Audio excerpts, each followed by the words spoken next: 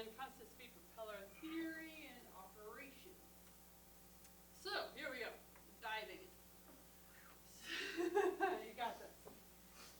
So, a constant speed propeller, you're going to hear it also referred to as a variable pitch propeller. So if you hear variable pitch, that also means constant speed. But it is a system that allows for multiple pitch settings for various loads and operations. So it will automatically change the blade angle to make it most efficient.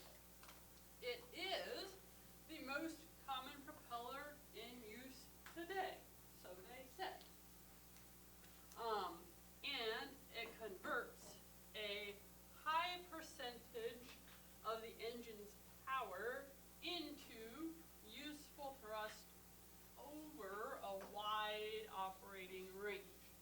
So unlike a fixed pitch prop where it's either best at takeoff and climb or it's best at cruise or it's kind of somewhere in between, not great at anything, this one is, you can have blade angle great for takeoff and climb. You can have blade angle great for cruise, which a lot of people like.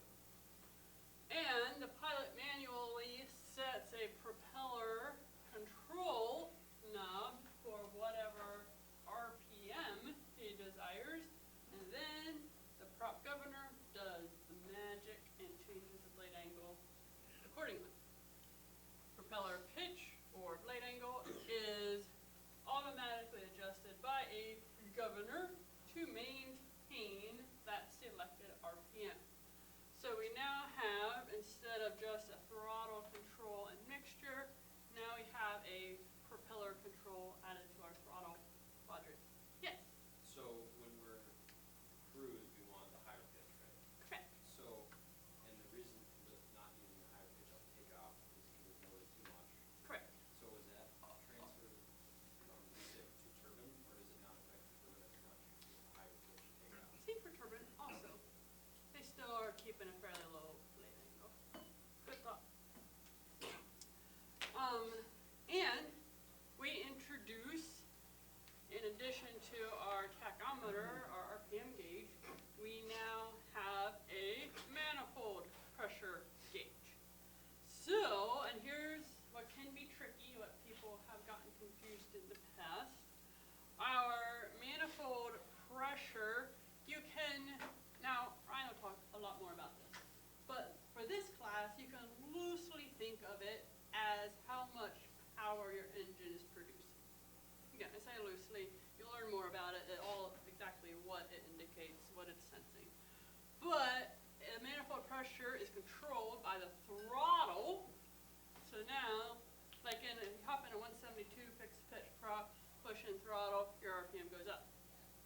Now the throttle is controlling, you can see the results of the throttle with the manifold pressure gauge. And shows pressure of air downstream of throttle valve, and here it says you can think of it as a rough measurement of engine power. And then our propeller control, the results of that are shown on our RPM gauge and kind of showing engine efficiency performance. So that's just the intro. We're going to go more in depth. This picture here, I have one larger on the next PowerPoint. Here we go. So these are the parts you don't have to be too concerned about, but I'm going to go through it a little bit so you're understanding what is changing the blade angle and what is reacting to the governor control when we talk about that. So here are our propeller blades. It's a little bit hard to see. And what do you think these big old heavy things are here? And look, now the blade is very tricky, but looking at the position of counterweight and our direction of rotation is that way. You jumped right ahead. Excellent. We are in full feather. Why did you say that? If you couldn't, let's say it is hard to see blades. The weight is the plane of rotation. Exactly. So these weights have swung into the plane of rotation. They're taking the path of least resistance.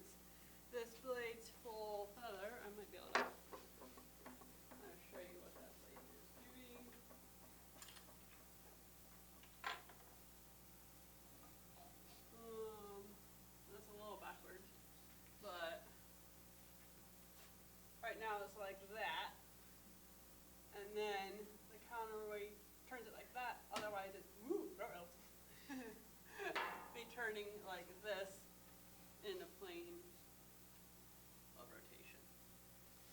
So, we've got counterweights, bringing it to full feather, high pitch. What do you think these thingamajigs are in here? Something we talked about when we talked about lubrication. Yes, so we got seals here, we got a bearings here, so that blade can rotate. So that is where your grease is going into when you're greasing the seals and the bearings. And you can see there's a big area here where it's not going. There'd be some little paths and things to get lubrication to where it needs to go. Then we have this tube going into a chamber here, and we have a big old spring here. So what do you think the inside is flowing inside that tube? Engine oil, yes, from our propeller governor. So our propeller governor is back here somewhere and is either giving us oil or draining oil so that it can flow in here, push that whole thing out, and bring our blades using this mechanism here on that little part there to rotate our blades back to low blade angle. Any questions on that? You said oil draining, but it's either less pressure or more pressure typically. So it depends, because you're not generally going through massive changes. So it would allow a little oil out or a little oil in, whatever it needs.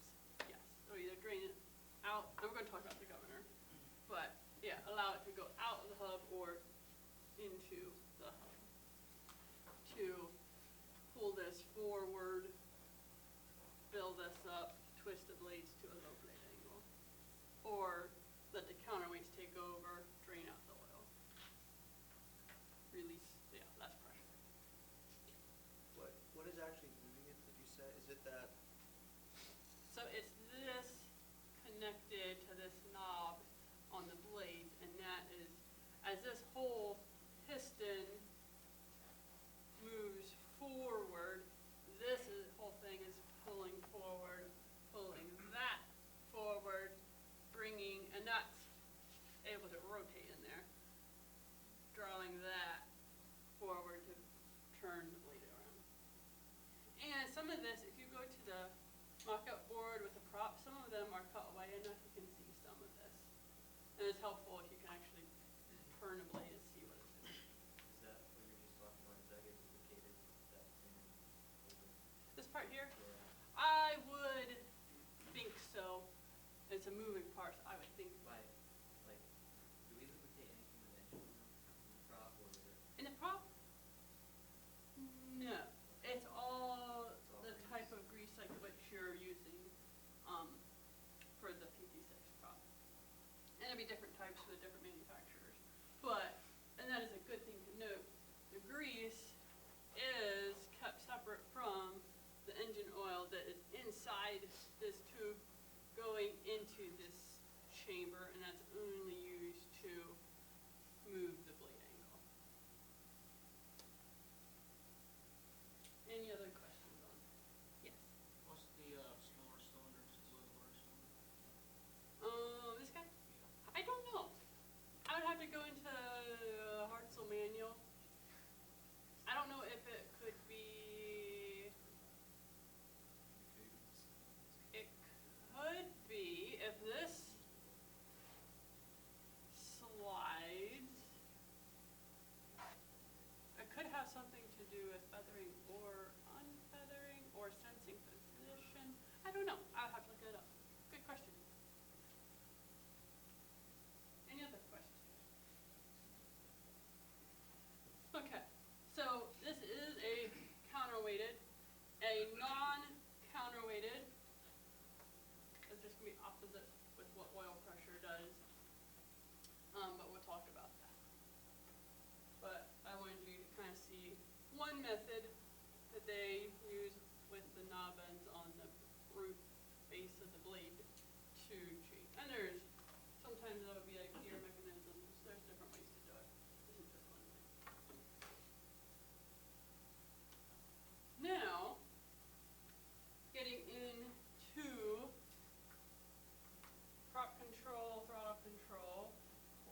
blade angle is doing. I want this to get cemented into your heads. It will make understanding how governors work much easier if you have this to base it off of. So, if and you've already been thinking through some of this with the controllable pitch prop. If I take my propeller control and move it from the whole way back forward. So I'm moving it the whole way forward.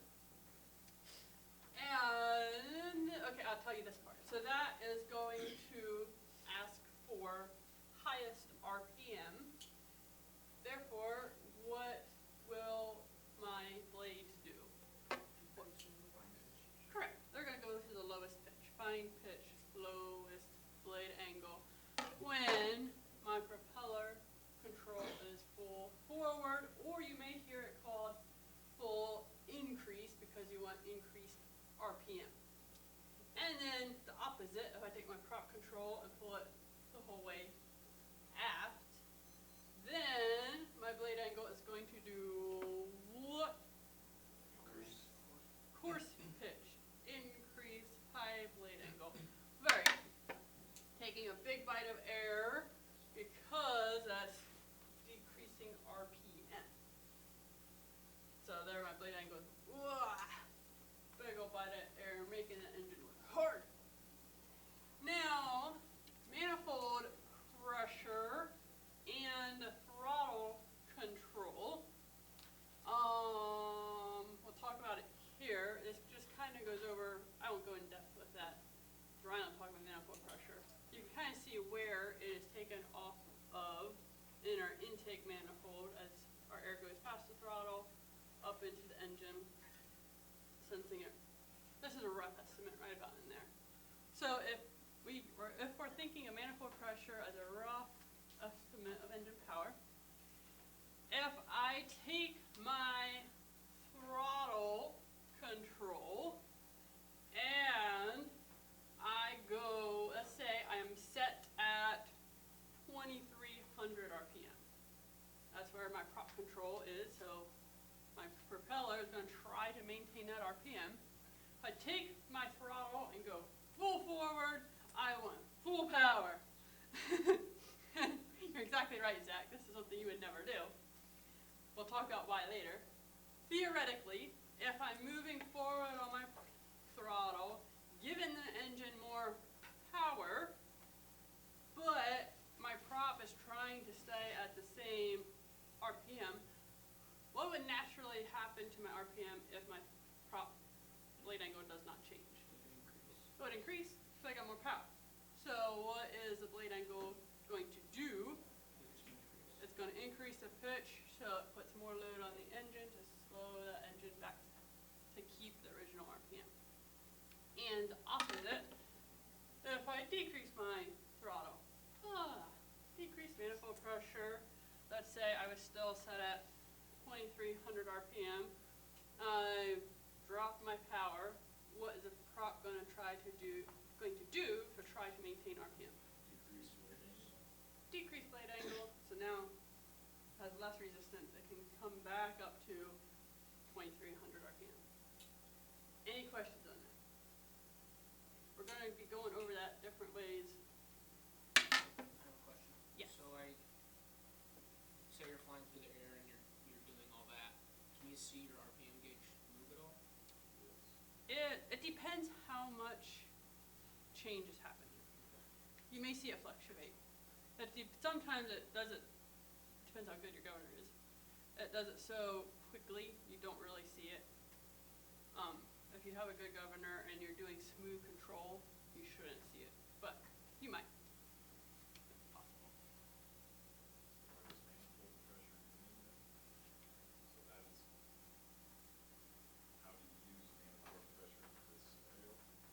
We would talk about that. How you, don't overstress your engine. We're going to talk about that. Actually, I can talk about it a little bit right now. So you generally don't want much higher manifold pressure than RPM. Typically, like our 206, we run we call it squared. So we want like, it's been a while since I've flown it. You fly constant speed? 23 squared. 23 squared, there we go, thanks. So 23 manifold pressure, 2300 RPM. If you start getting, now in your manual will tell you, oh, if you can go maybe one above like 24 and 2300, not recommended. Because what's happening is as you come up on your manifold pressure, if your RPM, if you're not increasing that ahead of time, you're going to overstress your engine. Because you have all this power and you're not harvesting it, plus your blade angle is overworking your engine. So you're going to have detonation, really bad stuff going on. So you always, we'll talk about what one to increase, what one to decrease. But yes, you don't want asking for a low RPM with a high mark. Keep your manifold lower than your RPM. Yes. Yes. Not holding back the action. Correct. Any questions on that? Yes.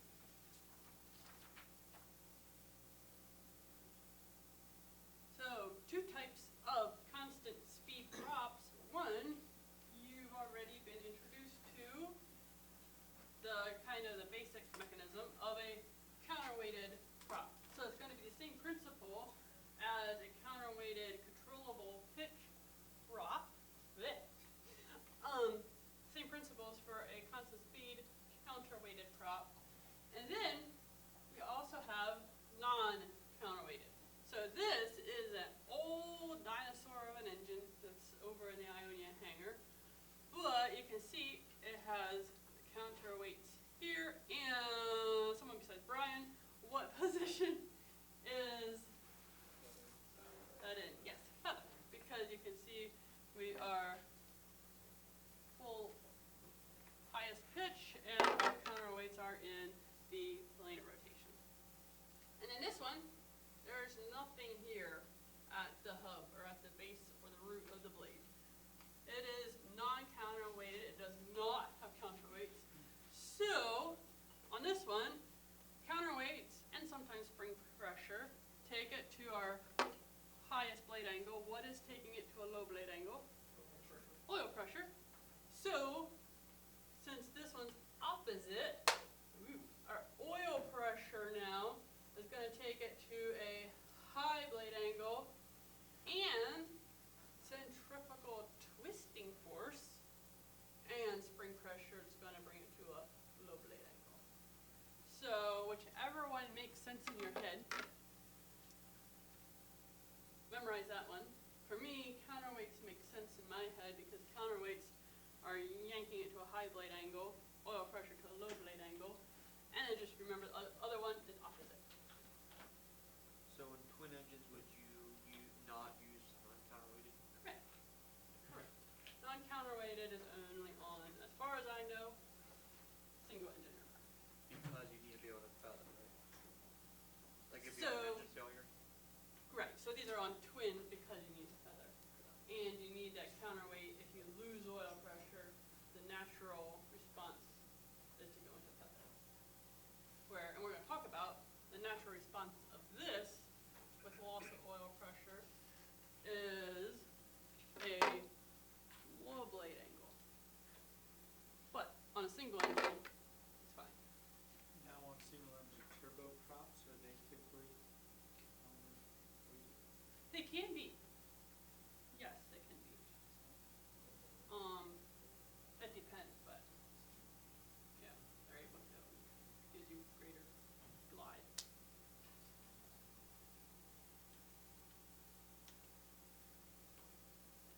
So, non-counterweighted props, we have no counterweights out here.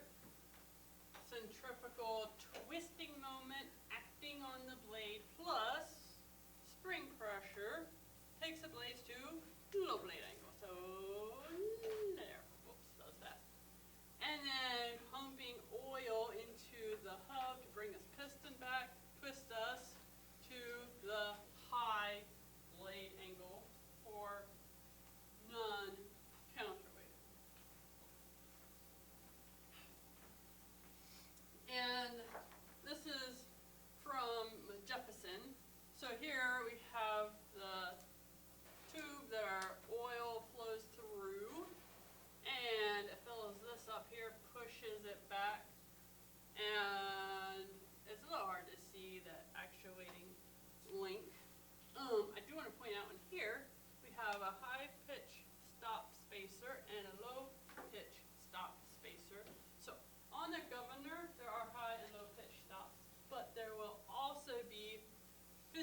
stops for that piston to limit low pitch and high pitch. So we're not just spinning willy-nilly round and round. And also, if it is reversible, then there will be a low pitch stop that allows it to go to a certain amount, and then that retracts so it can go into reverse. And that's usually a squat switch or physical switch in the cockpit or something. Now, a counterweighted prop, and our counterweight does what to blade angle? Increases blade angle. So then, hydraulic pressure, engine oil, takes the blade to low blade angle. And it is centrifugal force acting on the counterweights. Sometimes have springs in there as well to help that. So here is our counterweights. Here they're happy in the plane of rotation in full feather. Now our oil pressure took over, pushed our blades into low blade angle. Counterweights are sticking out like this. They're not happy, but oil pressure won the day.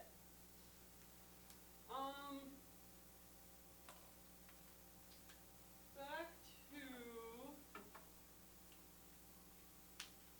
non-counterweighted. So one thing I did want to mention, like in the 206, if you lose oil pressure in a non-counterweighted prop, what's going to happen to blade angle? Second. Decrease. Correct. It'll decrease or go to low blade angle. So what do you think happens to our glide ratio if we lose oil pressure? It's not very great. And it was cool practicing that in the 206. A little nerve-wracking, but cool. They would put the top control pull forward so we have lowest blade angle and say, oh, you have engine failure, and the whole thing just like, it doesn't totally dive bomb to the earth. But instead of picking a nice field over there, you're picking a nice field a bit close. So that's your tidbit. 206 fine today. I would like a volunteer to come up and review what's going on in here with counterweight, blade angle, oil pressure. Any volunteers, or I'll pull a name from the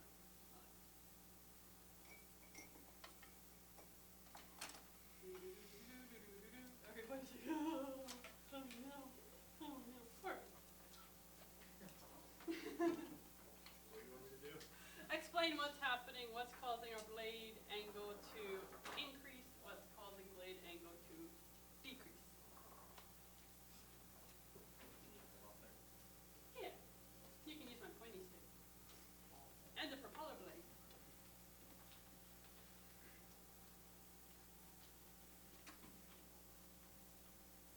All the pressure's coming in here. And it's coming into here.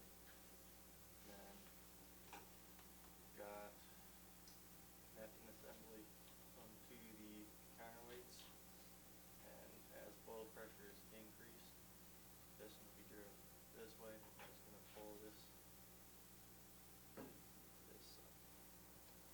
that pin this way, which is going to decrease blade pitch.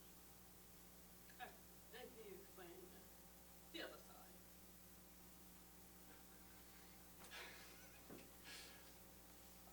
like this way. Got the opposite thing happening. Got oil pressure forcing this way.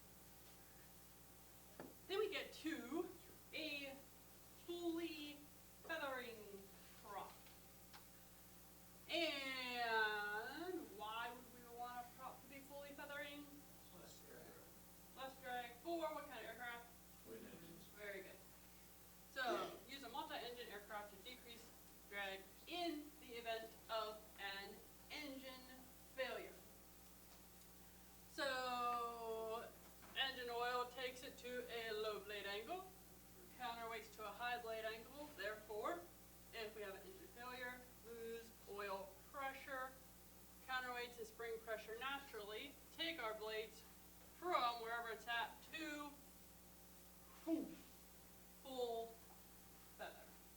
And it's a cutesy little diagram. You can see it's showing you here blade angle with a cutaway, and this doesn't look very low there, but it looks lower than there, I guess. I like this part better. Low blade angle, high blade angle, and then whoa, into feather. So you prep wear and testing situations are going to ask you all kinds of questions, many different ways. If a propeller is in a low blade angle, how does it get to feather? And you'll have to say it has to travel through a high blade angle into feather. Or it might say your prop is in a high blade angle. Does it need to go through a low blade angle to get to feather? No, it's already in a high blade angle, just whoop, goes right into feather. So they're going to ask you all sorts of ways, trying to confuse you. If you get it set in your head that we go from low blade angle, high blade angle, feather, and then reverse is opposite to that. Any questions so far? So reverse, typically, the majority of the time, is used on turboprop aircraft. They are coming out, and I have a couple of cool videos of STCs for recips, which are pretty cool. But generally, mostly, they're on turboprop because they're landing at lots higher speeds, so they want to be able to reverse, slow themselves down, save the brakes. So beta range is the range that they call for ground operations, taxiing with a low blade angle, or reverse, pulling back to a negative blade angle. And then alpha range is for flight operations. So the way that I remember it, I think of alpha, the alpha male. Many pilots think they're the alpha male, and pilots want to fly. They don't want to just be taxiing and reversing around on the ground. Whatever helps you remember it. So the controls. Now, this is an example from a turboprop throttle quadrant, because we have a condition lever over here. On a recip, they're STC stuff, so it might be a separate knob or lever or something, or switch. But common on turboprops, you have your propeller control in the center. So here we got normal forward pitch on that prop blade. And once you did this in the King Air, if you want to feather your prop, pull the power lever back to low setting, low power, and then you take your propeller control, pull it the whole way back, propeller control goes into feather. However, if you want to reverse, and we're going to talk about this when we talk about turboprops later on, what the connections are. But the reversing connections, and it's actually out here, it's external with these data links and all that fancy stuff.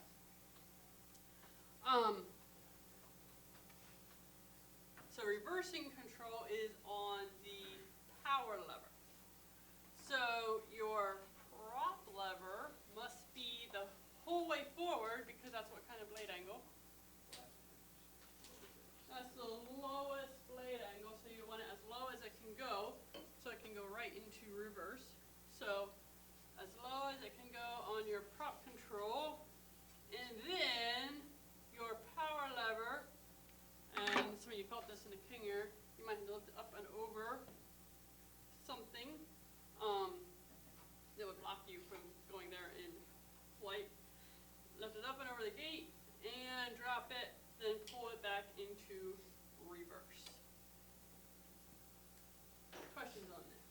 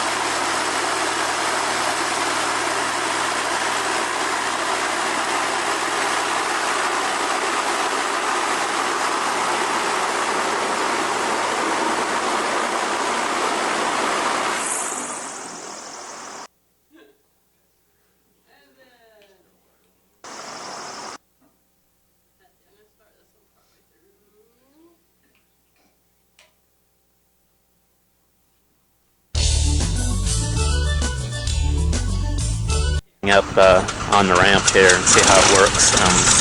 Basically trying to steer it with differential braking on the end fibs.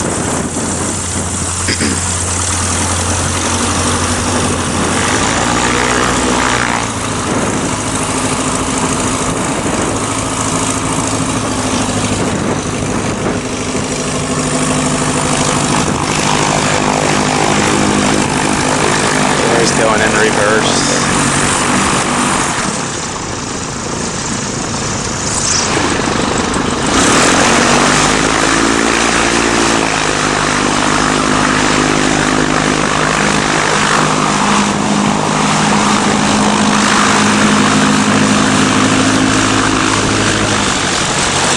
Basically steers real well on the end fibs with differential braking in reverse. Back forward again.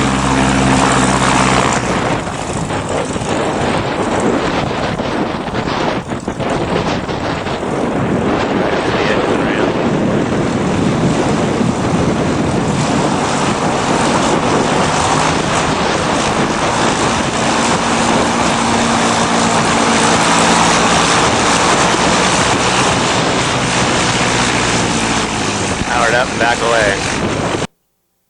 So if you got a spare, whatever they said the other day, $30,000, yeah, throw on a reversible prop. Wait a minute, question, and then I think, all right. So now, do you have to do anything different with the engine? Like the thrust bearings designed for forward cooling on the crankshaft. Right. You're going to push it on the crankshaft. I don't know. I don't know how much change goes into it. That's a very, very good question. Very good question. Okay. Let me know what you find.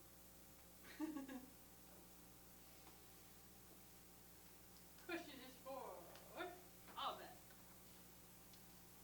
Which of the following best describes the blade movement of a propeller that is in high RPM position when reversing action is begun? The low pitch directly to reverse pitch, or low pitch through high pitch to reverse pitch, or low pitch through feather to reverse.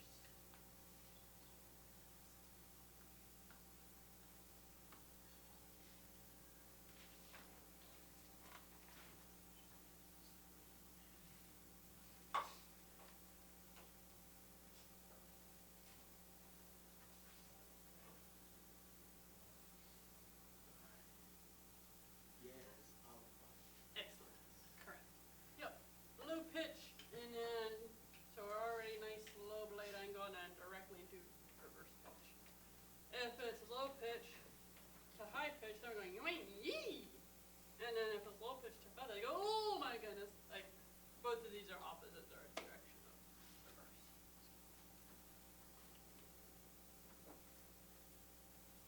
Charlie.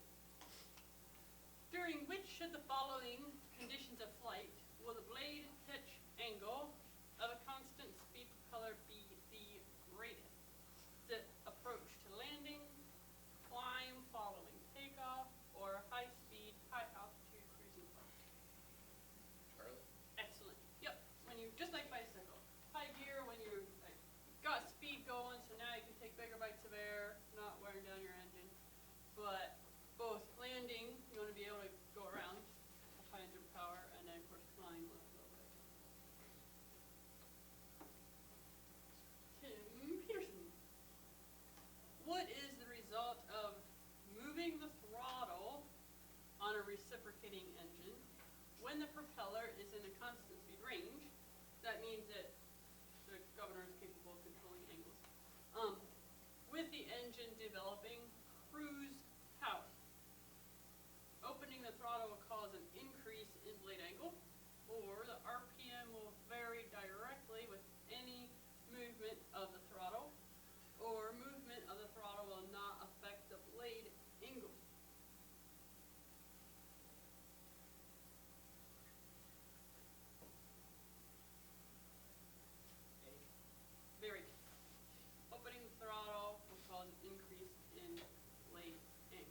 because we're giving more power, it's trying to maintain the RPM, so instead of going faster, it's gonna increase blade angle. One more. Neat. Which of the following best describes the blade movement of a full feathering constant speed propeller that is in the low RPM position when the feathering action is begun? High pitch through low pitch to feather, high pitch directly to feather, or low pitch through high pitch to feather.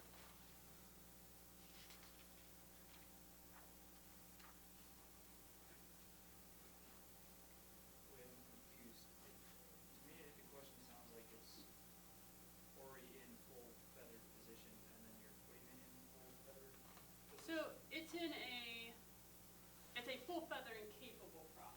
Okay. That right now is in a low RPM position. How does it have to move to go into feather? Is low RPM position not already feathered? No. Okay. So I want to say B, high pitch directly to full feathered or feathered position? Correct. Yep. Because low RPM is a feather, you're either shutting down or your engine died. Okay. But a low RPM is the highest blade angle, and then it's exactly what you said. Well, right in the feather. Very good. So like when you're at idle though, the prop is full forward and you're at a lower RPM than your cruise power. So at idle, there's a certain point where you drop engine power that you're not having enough oomph or even engine oil pressure there that your governor is now, it can't govern anymore. So you're low power, so then your governor, the last thing it's going to do is try to give you the lowest blade angle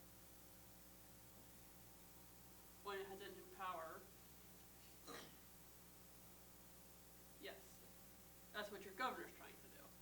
But then when your governor can't govern anymore, if it's not a feathering prop. Correct. So when you're at a low RPM, so you're at idle, Yes. you would be at low pitch.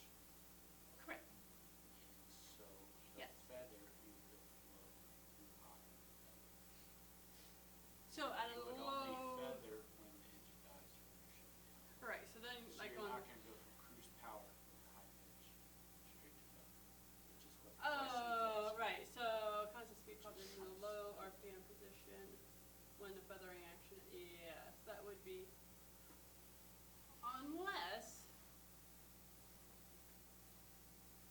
we lost engine oil, like an engine failure, and we're like, oh, governor gone, it didn't even take it out of low RPM, and it just went.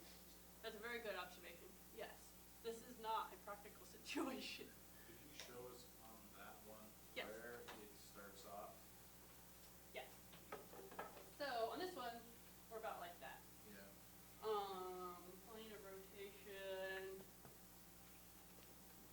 We talking about this question? Yeah, the question, I'm trying to see where it originates, because it, So here's my plane of rotation. So this one is saying low RPM, which means it's going to have its. Oh no! Well, how about this? How about I take a break and come back and we'll talk about this.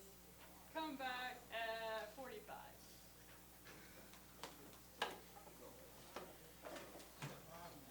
Christina. It's break time anyway. I know, but his son showed up for his son's birthday. His son showed up for waiting out there for like, I don't know when they're gonna get a break. Sorry. You're good. What? So RPM blade position. What dictates what? Which one? Because in this question, the low RPM position. How do I know what that's telling me? Is it? Yes. Are you chasing RPM or are you chasing speed? What dictates what? Obviously, if you change one, you change the other. Correct. What's more important? Am I asking that? I don't know how to ask it. Well, we're going to talk a lot more about that.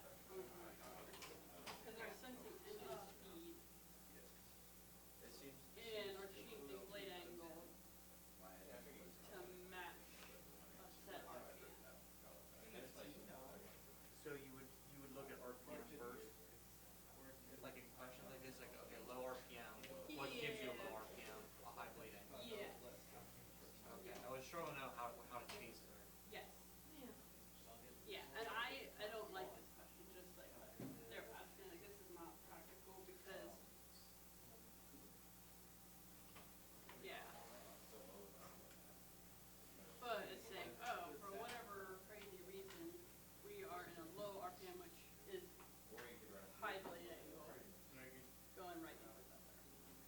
safe?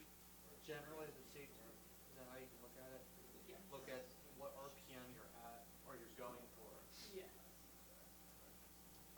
in that level. So if you're going low, it's because you have more drag against the blade. I shouldn't say drag, it's It is though. It is, yeah. Well, that works. Yeah. Can you go back to the previous one? Yeah.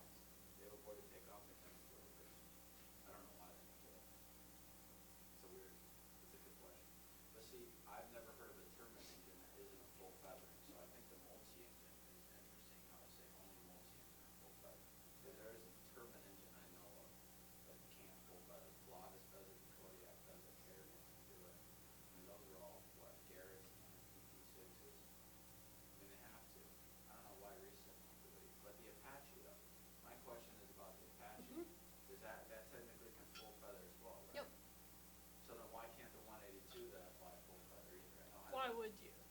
It's So, your engine. it's a lot more maintenance, a lot more expensive prop mechanism, so that it's like, it's not worth it, basically.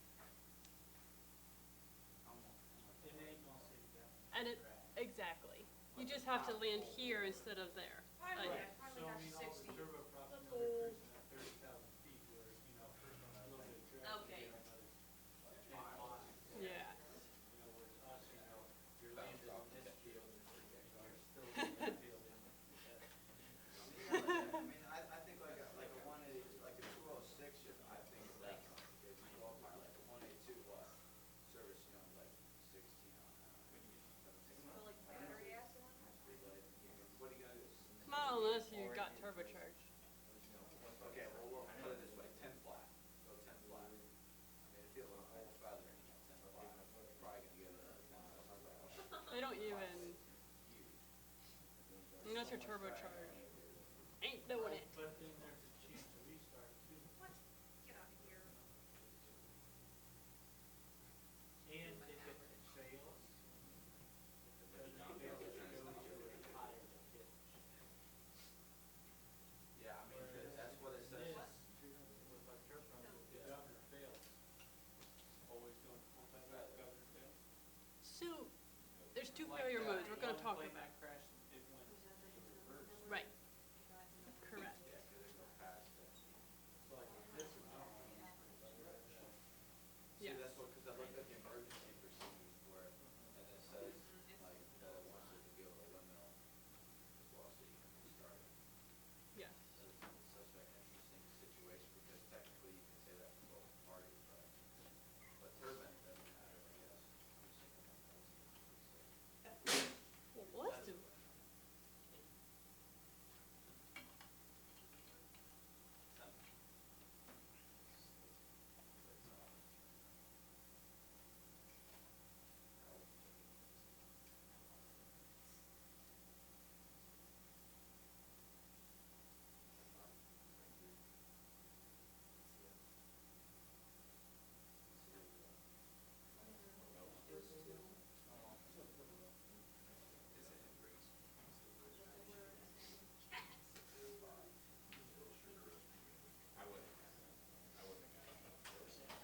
Yeah, mine are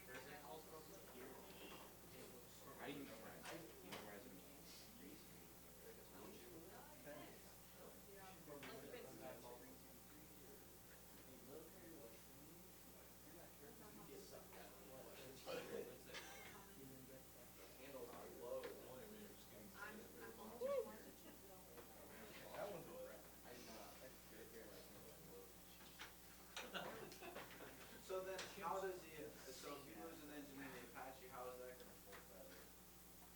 Same thing, it's counterweighted props. So why doesn't it full feather when you go with the engine? Now that's a question we're gonna talk about probably tomorrow. It still has oil pressure. Right.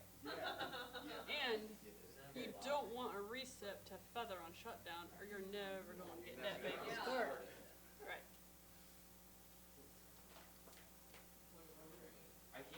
They're going into tomorrow's lecture. So the only time that would ever full feather is if you had a complete immediate loss of oil pressure. And your engine is completely done, then why would you not want that on a 182?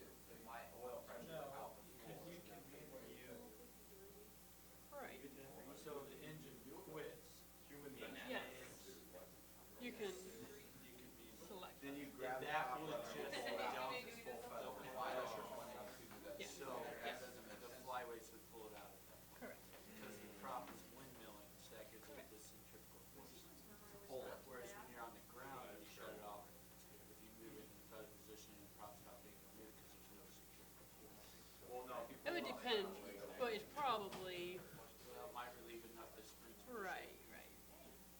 So then it won't ever full feather unless you make it go into full feather.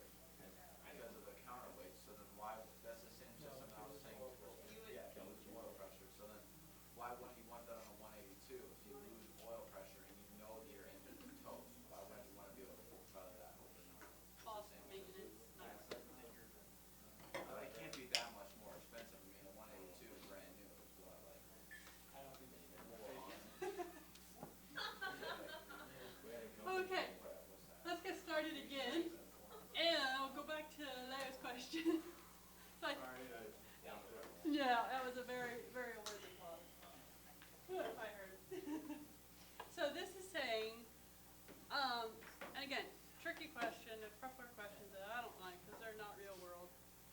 But it says low RPM. So just thinking about blade angle, what blade angle is going to give us low RPM? High blade angle. So that's what this is talking about. And then, so it'd be high pitch right into feather. Boink. Instead of, yeah, high pitch. It wouldn't be going high pitch, low pitch feather because that's doing the opposite. Ooh, centrifugal force would move their blade. And low, it's not in low pitch because that would be a high RPM position, not a low RPM position. So low RPM. Any other questions on that question? Okay. Yes. Not regular English, but centrifugal force is what pulls it out. I just said that because yeah, centrifugal force is trying to Centrifugal pulls it out. yank this blade. Centrifugal pulls in. Yes. Technically. Centrifugal. I mean, there's a whole argument that it doesn't even exist. But yeah. Or centripetal is the force that yeah. You can go back to physics.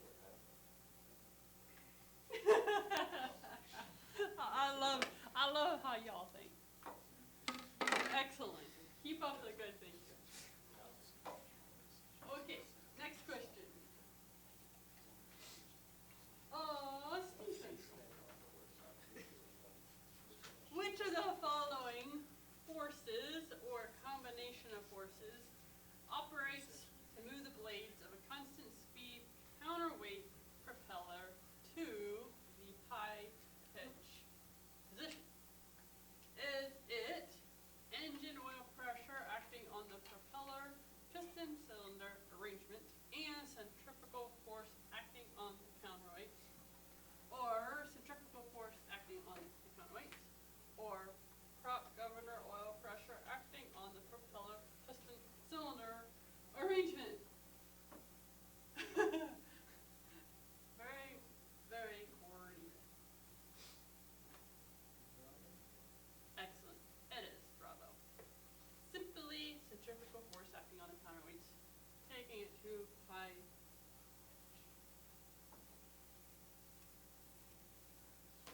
Gavin. Which of the following best describes the blade movement of a feathering propeller that is in high RPM position when the feathering action is begun? High pitch through low pitch to feather, or low pitch through reverse to feather, or low pitch through high pitch to feather. Excellent. So, high RPM means lowest pitch. So we do have to go now through high pitch and feather. Any questions on that?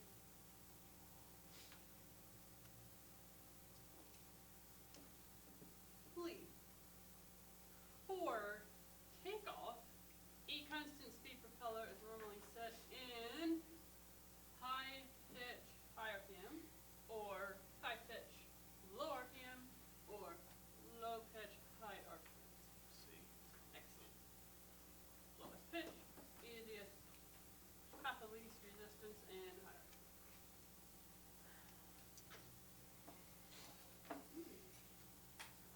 Sam. Which of the following statements about constant speed counterweight propellers is also true when referring to two-position counterweight propellers? Is it blade angle changes are accomplished by the use of two forces, one hydraulic, the other centrifugal, or since an infinite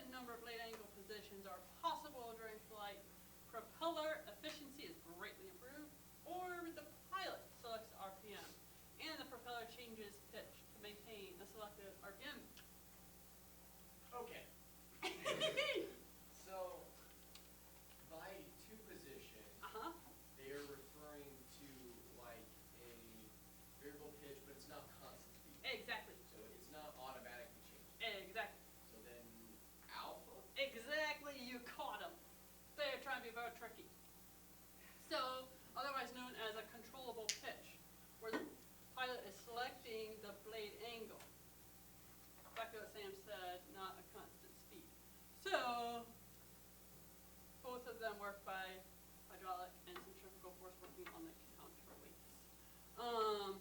B, obviously false. You don't have an infinite number of blade angles, that would be wild. And the pilot selecting RPM, color changes pitch is only true of constant speed problems. Yeah. What do you have, what's the word? Not constant speed, but apparently it's Controllable pitch. Control, yeah. Is it just like detents, like There'll be here? a separate lever for, if it's only two position, it might be a switch. You have high pitch or low pitch or something.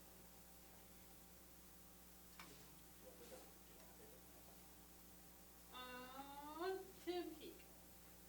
An aircraft's propeller system beta range is used to produce zero or negative thrust, or used to achieve maximum thrust during takeoff, or refers to the most fuel efficient pitch range to use at a given engine RPM.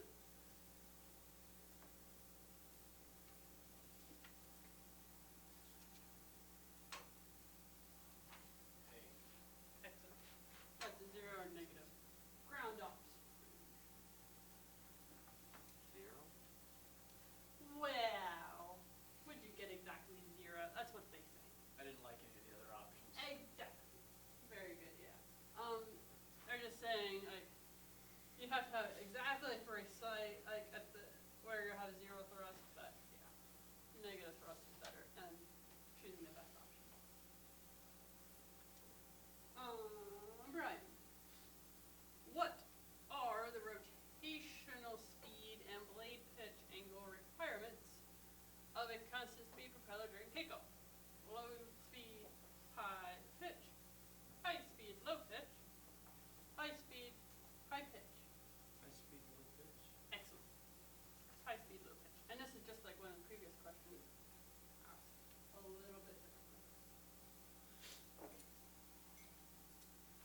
Anthony.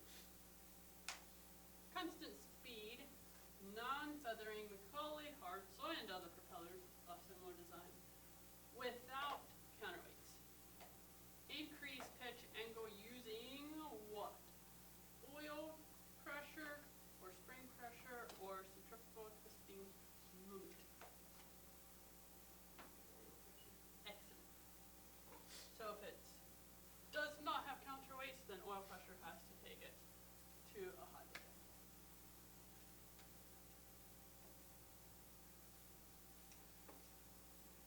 Trevor. Counterweights on constant speed propellers are generally used to aid in increasing blade angle, decreasing blade angle, unfeathering the propellers, alpha, increasing blade angle. So, you should now be familiar with constant speed propeller theory and operation. Make sure you know relationship between blade angle, RPM, throttle control, prop control. If you want to talk more about it, and governors. Know counterweighted versus non-counterweighted, and be familiar with what feathering and reversing mean. Okay, here's an adorable picture. Oh no! There we go. It's a motor glider. And so they use their engine to get up to altitude, and then they can turn the engine off and just glide around. So most of these apparently fold and tuck back, but this one just folds front. Now he can go gliding to his gleeful delight around all the thermals, but behind. Oops.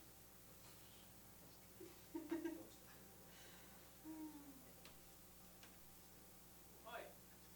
I'm going to come over to governors. Now,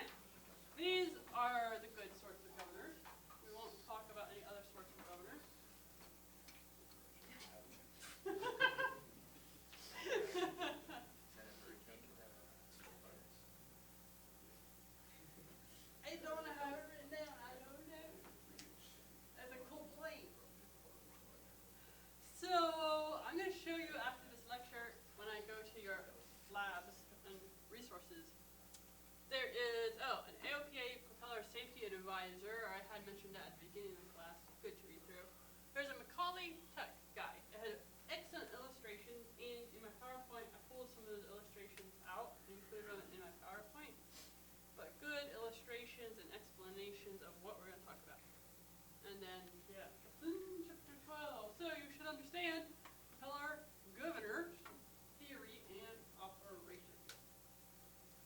So here we've got some pictures of governors. I've got some hacked apart governors up here. And these fellows would sit on the side of the engine up close to the prop, telling the prop what to do. So definition that you should be familiar with is, it is an engine RPM sensing device and a high pressure oil pump. Its purpose is to automatically adjust propeller blade angle as necessary to maintain a selected RPM. The pilot selects with the prop control lever. How does it do it? It controls the flow of high pressure oil to and from the propeller pitch change mechanism. So whatever that is, like one of those, the last PowerPoint early slide, I showed you the hub and it had the knobs and it kind of rotated. So there are different ones that have different pitch change mechanism, but that cylinder that the oil is moving will be connected to that in some way. It has 3 functions and 3 components. So we're going to go over the 3 functions and then in the next slide the 3 components. So function number 1, it boosts engine oil pressure before entering the propeller. The pressure that the engine oil is coming in at needs to be greater, so it has a little pump in it. Here is our governor sitting, pouring oil to our prop. And here is our governor on this engine. And there is a little gear pump in that governor to do that job at the base or bottom of the governor. And then the body or the main portion of the governor controls the amount of oil that flows to or from the propeller. So it says, oh, prop, you need a lot of oil, or just need a little oil. It controls that. And the head at the top of the governor is what senses the engine speed. Yeah.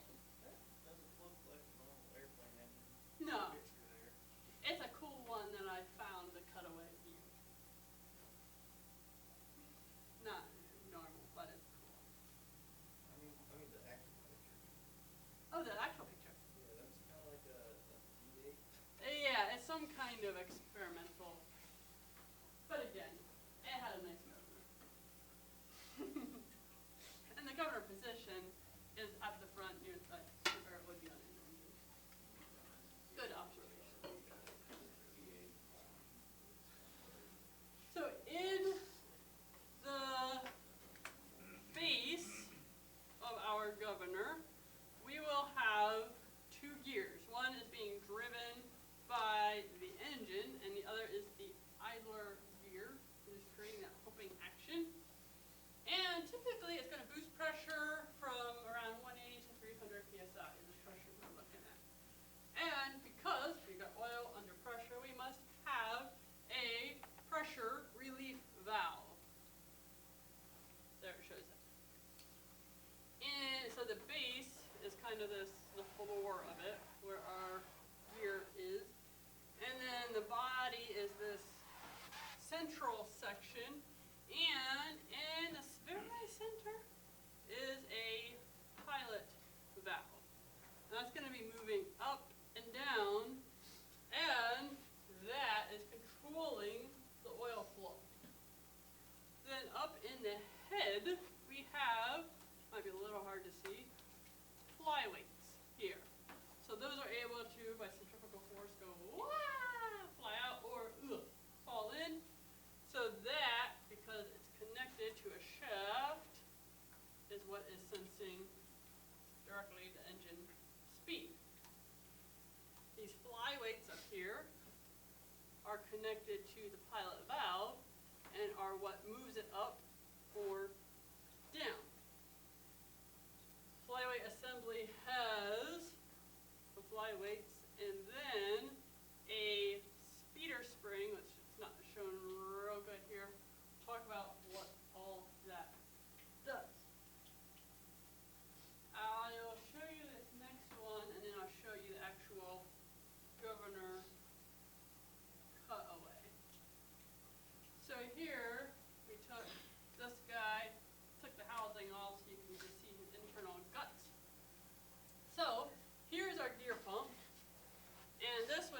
a shaft going to the engine to sense engine speed. And then we have our idler gear that is creating our oil pump, pumping oil in to our governor. Here's our relief valve if we're pumping too much pressure to allow oil to drain out.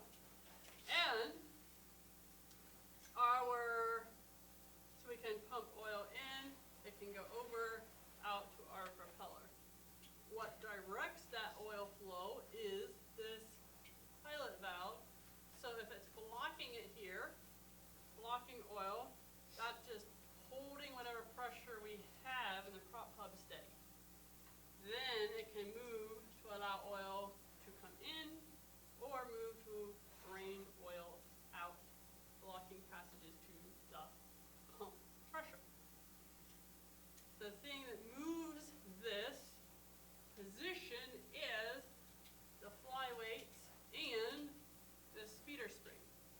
So these flyweights are on a plate, and if they move out, these little toes are lifting up on the plate connected to the pilot valve, lifting that pilot valve up to direct oil.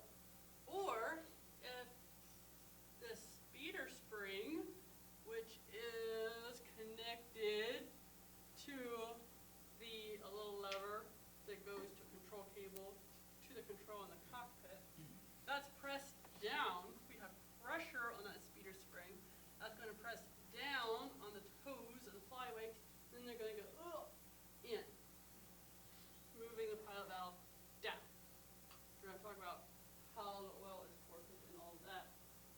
Over here you can see the actual little gear pump, pilot valve going up to our flyweights.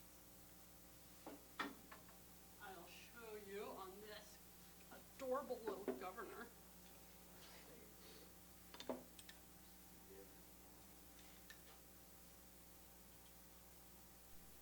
we go.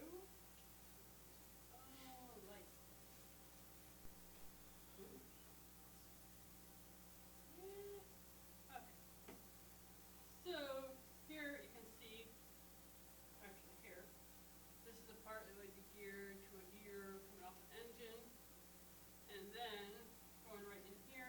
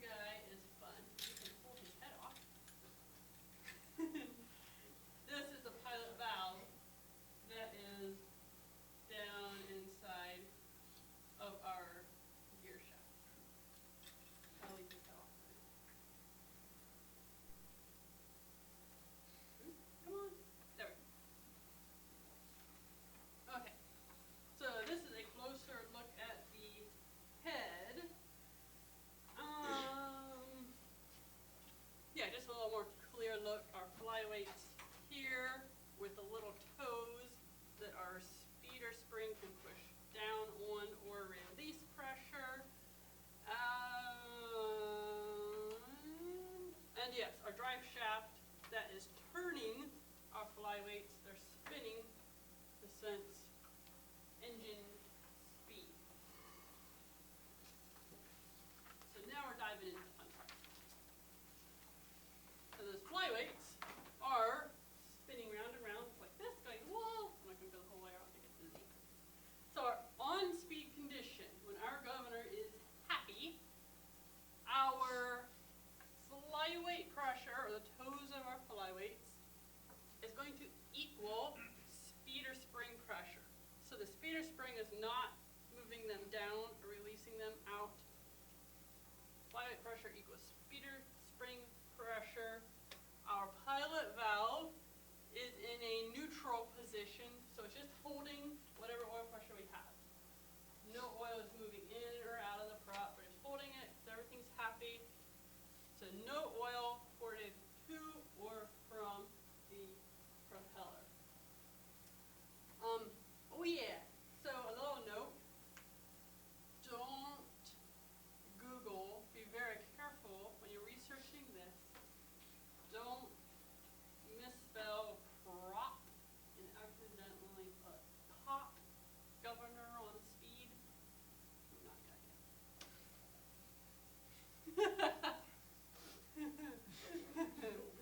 Don't ask me how I know that. Anyway, moving on. So, whether it is counterweighted or I said don't Google it. Like telling a child, don't put beans up your nose. So whether it's counterweighted or non-counterweighted, at this point, it's going to be the same. Our pilot valve is just holding pressure, just stopping it, no flow. Our flyweights are upright and happy. And here's another diagram. The oil is just recirculating in the system, and the pilot valve has blocked off flow to the prop hub. Now, we go to, yeah, What's the difference between the flyweights and the speeder spring again? yes. So, the flyweights are this portion here, like that, like the little arms that are L's. And the speeder spring is this spring here. I can actually show you in this one. So you can see the little flyweights are these guys, and then that's the speeder spring. That's putting pressure onto the base of the blade. So the spring is what adjusts the moment of the Yeah, counterweight, or the weight. the flyweights, yes. It's one of the things that affects it. And then the weights in turn is what moves the pilot valve up and down. Correct. Yes. Yes. Any other questions? Those are good. Sorry. Yeah. The spring, the speeder spring, what is, that is relation to finding the proper RPM? No. Okay. The flyweights are connected to the drive gear shaft. So that's what is spinning this part. It's spinning the flyweight so they can sense the engine spin. But then the speeder spring can give additional pressure or release on its own on the side. To get to your desired RPM. Yeah. Will And we, I think when I talk through the next slide, what changes it, it's gonna come together. Will we be doing rigging? Yes. There's a loud one that will. Later. So under speed, now we've got a problem. So our flyweights, instead of staying straight up and down, they're falling in. Because the engine is going slower, centrifugal force is not acting on the flyweights to fling them out. They're going slower, and so they're just naturally falling inwards.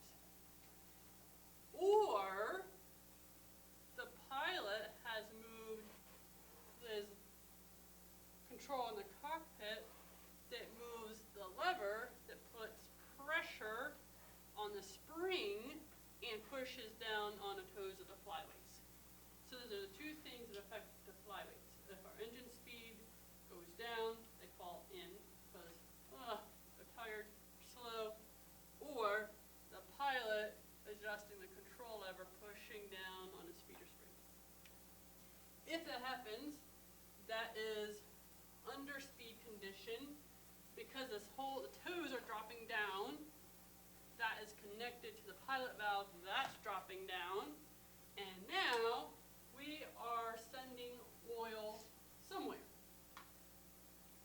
And because we're going too slow, the engine's working too hard, it is going to pour oil to decrease blade angle. So we can get a higher RPM, bring that engine back up to speed, bring our flyweight back to a happy on-speed condition. So, if we are a counter-weighted propeller, is it going to send engine oil to the hub or out of the hub to bring it to a low blade angle? To the hub, because it needs oil to do the opposite of the counterweight, so we're going to send oil to the hub, crank that to a low blade angle. Non-counterweighted is going to allow oil to drain out. So here we've got oil going to the hub to crank that to a low blade angle. So that would be a counterweighted prop. And you can see our pilot valve. Our toes are getting stepped on. Shoves down the pilot valve, ports oil, sending that pressurized oil into the hub.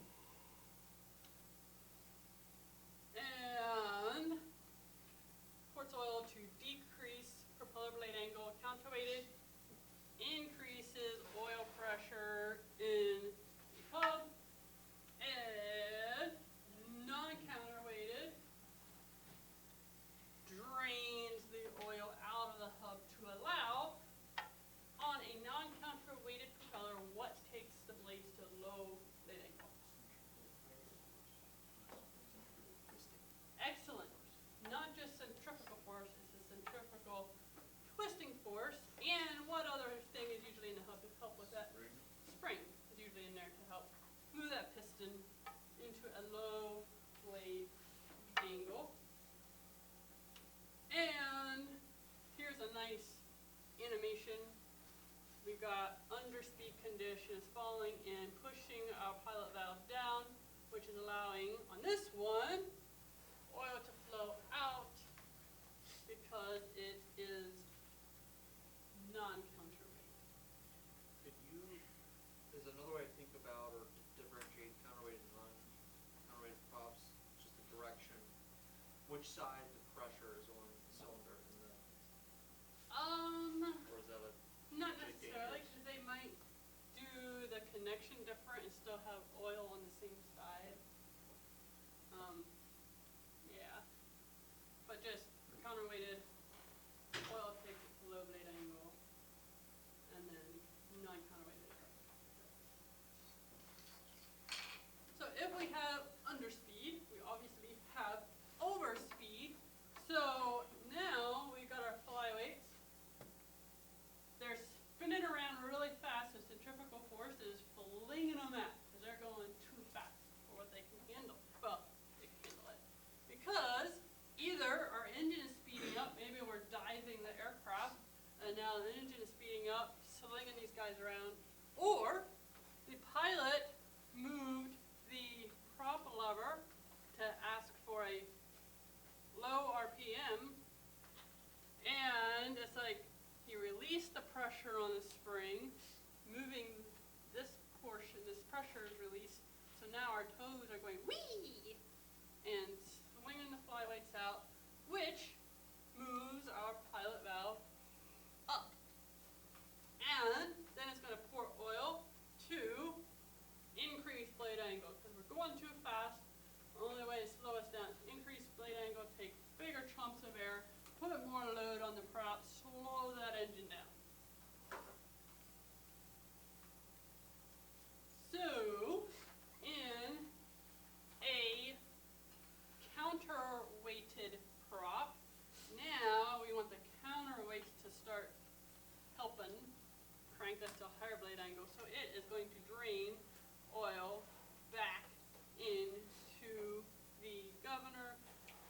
to our oil supply. And in a counterweighted, decreases oil, drains it out. And non-counterweighted, now there's nothing to help us there's no counterweights to help us increase blade angle. So we need oil pressure to increase blade angle. So our pilot valve moves to push oil pressure into the hub, moving that cylinder to twist our blades to a high blade angle. And there's overspeed, going too fast. Yanks the pilot valve up, sends oil pressure, crank it into a high blade angle for a non-counterweighted problem. Questions so far? Everybody hanging on? And I already mentioned, one way to do all this is a pilot may be moving a control, pushing down on the spring, creating an underspeed condition, porting oil to decrease blade angle, or moving prop lever back, taking pressure off our spring, creating overspeed condition. Now we need a higher blade angle.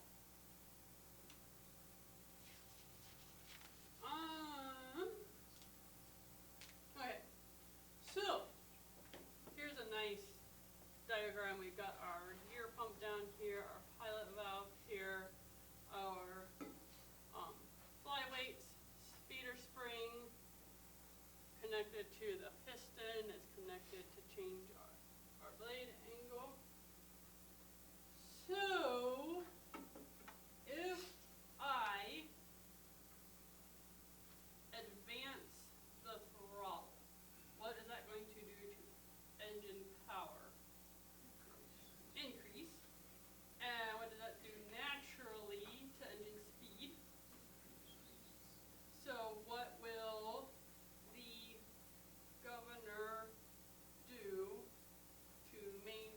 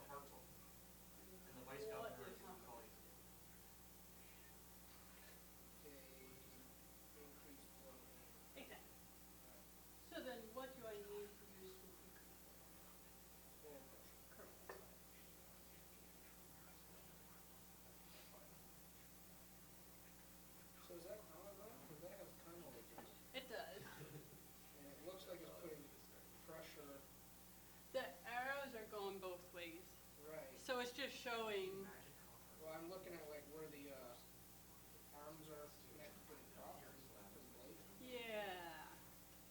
So the counterweight So like if it were to, should It doesn't surprise me. It doesn't surprise me either. The fact that do he's that, talking and about this it. should, But then also, like, how many countries play two-faced? pull Yeah, it. we don't- That's a, Not how many should don't do. right, take too much out of that part out of that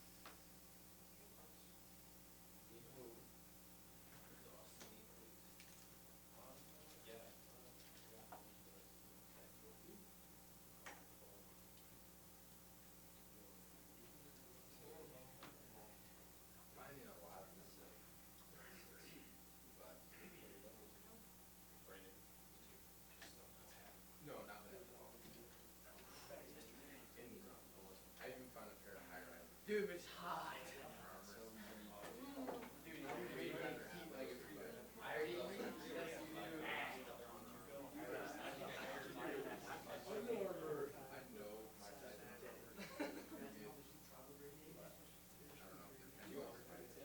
I just did.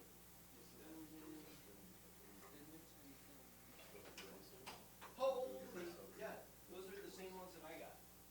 They're just like $20 cheaper. I hate low rides, but I don't know if I can pass that. That's kind of where I was at.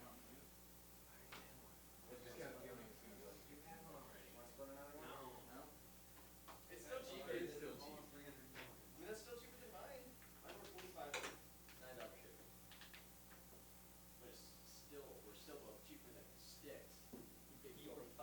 Well, we got some. You guys got gloves? No. And cleats. You cannot find cleats anywhere. Did you use them, no cleats, Nike cleats? Did you get them off of eBay? I got them off of eBay. But, oh, you got these. I got, I thought you should got them off of eBay. I got them on a deal of the sticks. Oh,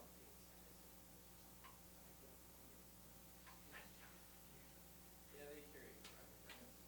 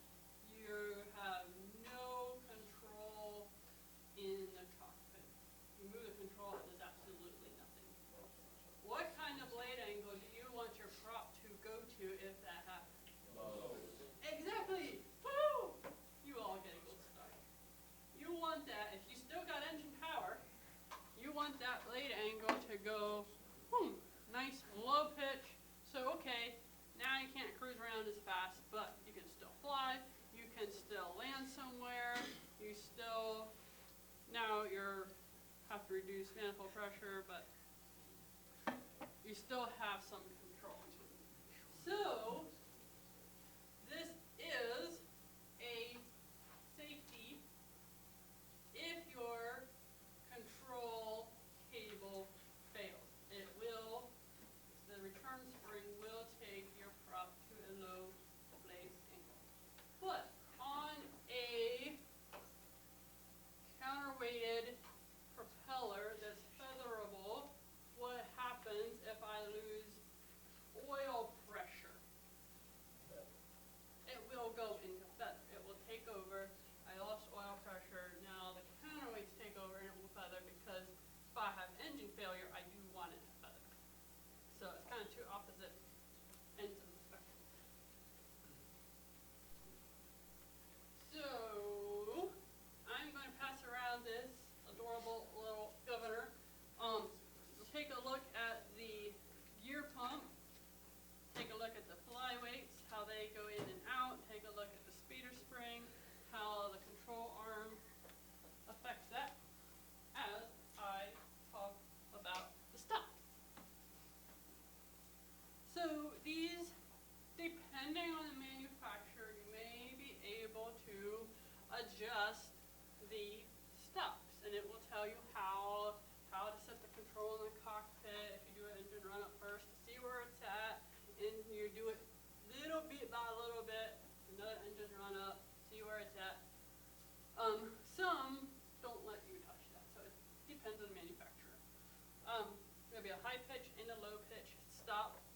Most nowadays are this lever style, like the one I'm passing around. Some old ones had a pulley system, so that would just turn as you move the control in the cockpit. So it would, this one would have, they called it a balance spring that would turn that pulley to a low blade angle, or a return spring on the lever style. And, oh yeah, there's return spring and there's balance spring, just the safety spring to make sure you revert to low blade angle if you lose your control cable. And we did talk about feathering default. We're going to talk more about feathering tomorrow. And this is just a close-up of the lever one, our low pitch, high pitch stop, top view. You would possibly be adjusting that jam nut on it. And this is just another view of the lever. And here we go for the pulley. And it's just a different adjustment point to adjust the low or high RPM stops on the pulley.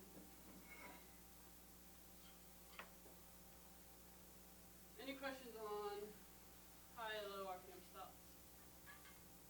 And that would be in the manual stepped out for you on if and how to adjust those. So using our engine controls to increase power, because what's important about manifold pressure and RPM? What do you not want to do? Pressure that can't go over RPM. Yes, you don't want your manifold pressure too much. Some will allow you to go 1 or 2 above, but you don't want to go too much, too far, too high of a manifold pressure with too low RPM. So if you're going to increase power, let's say we're cruising along and we want to get above a cloud layer. So we want to climb and increase power. So first of all, you adjust RPM with propeller control, increase it, so you're pushing it forward to increase RPM. What is that doing to blade angle?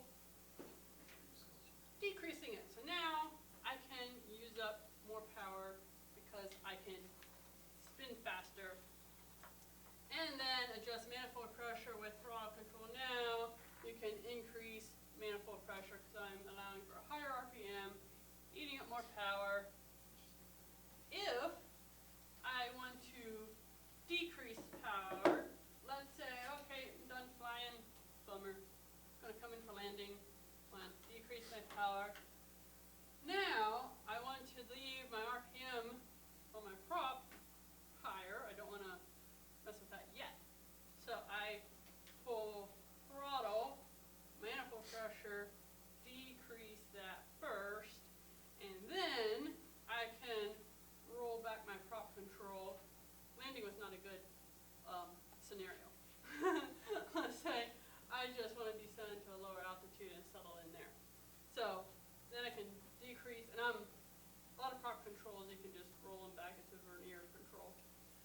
and then that will increase my blade angle as needed for my lower RPM setting. So if I'm going to increase power, it's RPM first, higher RPM, and then I can give more manifold pressure. I'm going to decrease pressure, engine power, and then I can decrease RPM. Because you always want to default to the same or higher RPM than when you have manifold pressure. What do you mean by that? You don't measure manifold pressure RPM? So throttle control controls manifold pressure, prop control controls RPM. So if I'm set at 2300 RPM, 23 inches of manifold pressure, and I want to decrease my power, I need to decrease manifold pressure first. Otherwise, if I'm decreasing RPM and take it from 2300 to 2100, now got 2100 RPM with still 23 inches of manifold pressure, and that's that could hurt my engine because I'm overloading it. So I have to decrease manifold pressure first, bring it back to 21, then I can take my RPM, bring that from 23 back to 21. So that's what I meant by you don't want high manifold pressure higher than your RPM, or much higher. Yeah. Can you just explain a little bit, how to be overloading? Because when you're asking the prop for a lower RPM, what is it doing to blade angle? It's increasing it. So then I'm making the engine work harder. And if I'm adding power, more power means I should have less resistance. Otherwise, it's going to put too much load on the engine, and it's going to detonate. It's going to, hopefully not, but bend stuff. Yeah, put too much load on the crankshaft to every other part that it's connected to. Any other questions?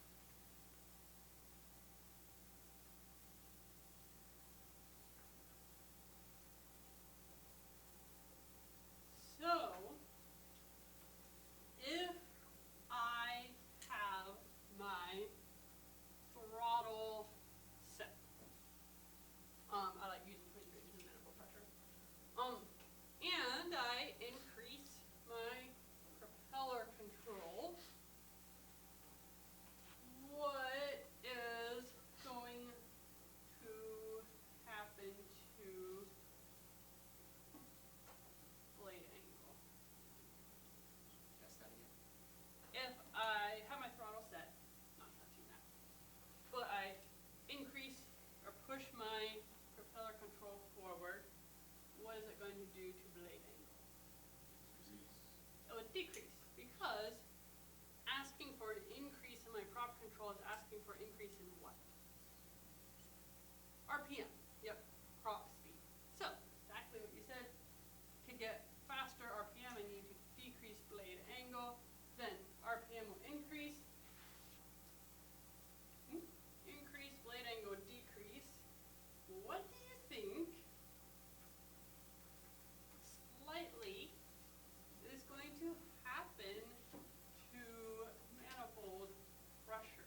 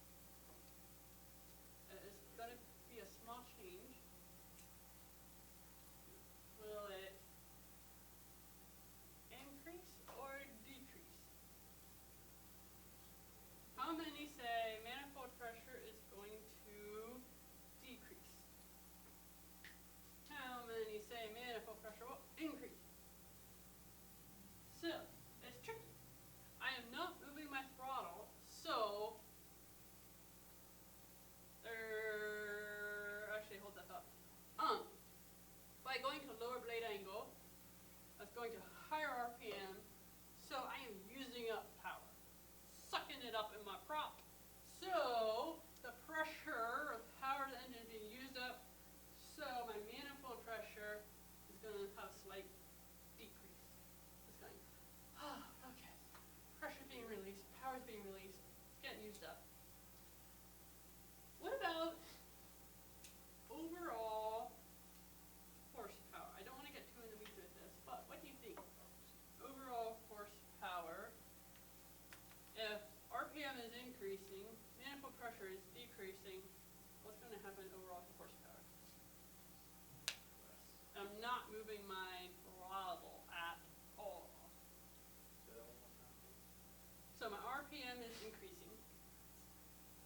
Because of that, my manifold pressure is decreasing, but I have not moved my throttle. It's running more efficient. I don't know how that relates to. I give you 3 options. Well, you're gonna have less friction horsepower, or less friction horsepower, which is gonna increase your brake horsepower. That's gonna be an increase. So overall, I'll give you increase, decrease, or not change. How many say it'll increase? How many say it'll decrease? How many say it's not gonna be a change? It won't change. Because everything is getting evened out, or using our power, or not throwing our power away. Kind of, if you think about these working opposite of each other, so therefore our horsepower will be unchanged. Ryan's gonna go into horsepower stuff, maybe he already has. I'm not gonna dive into that now, but just tuck it into your hats for now. Yeah.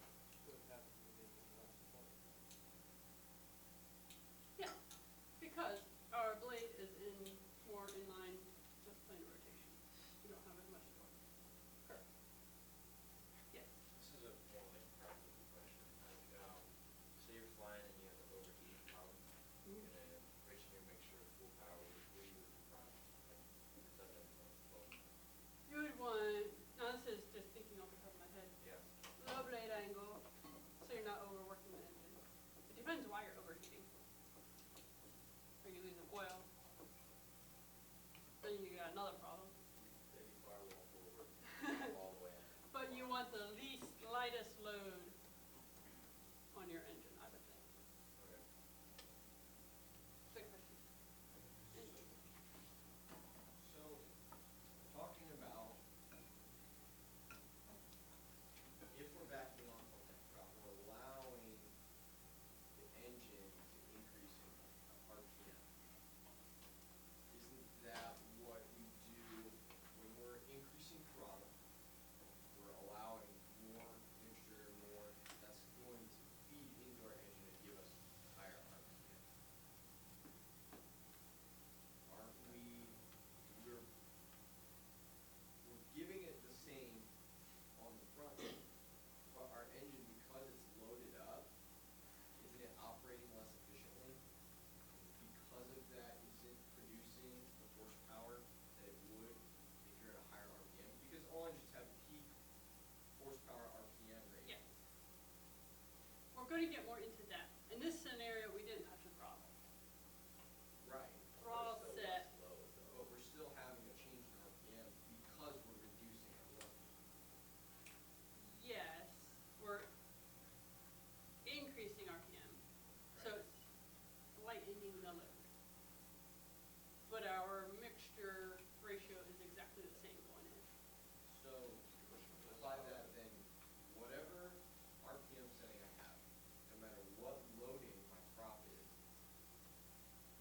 my horsepower is solely dependent on my mixture and like it can change, our speed will change and our loading will change, but Yeah. the two together, total combined, per time unit, that makes up our horsepower will not change as long as our throttle remains the same and our mixture remains the same. I believe so. Okay. If I understand what you're asking, I believe so. Okay. Yeah. I'm not going to say absolutely no, so. Okay. Yeah. Any other questions? Okay, so here, and this is just to show a picture of what that last scenario was. Throttle set,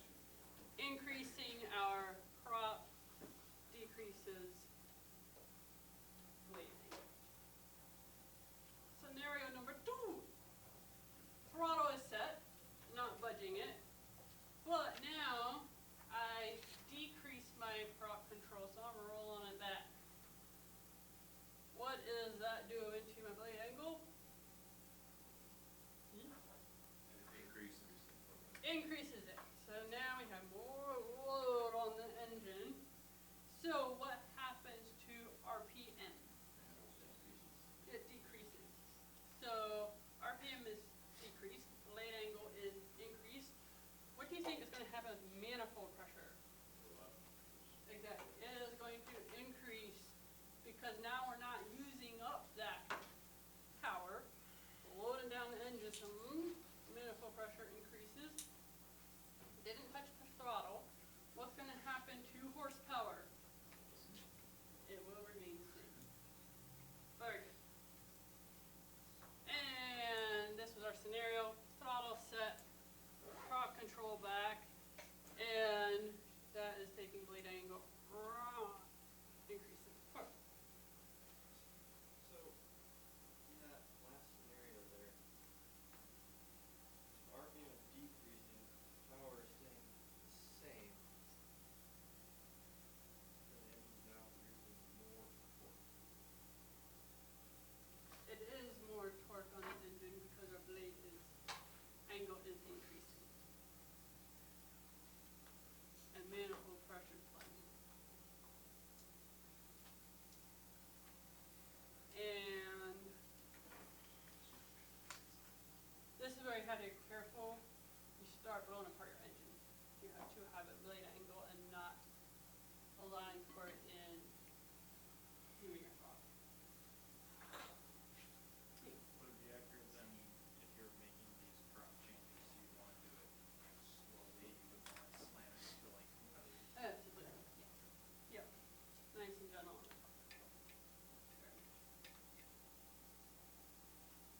Let me know more thoughts. I see you thinking. Okay. Okay. So now my prop control is set. But I take my throttle and increase that. What happens to RPM?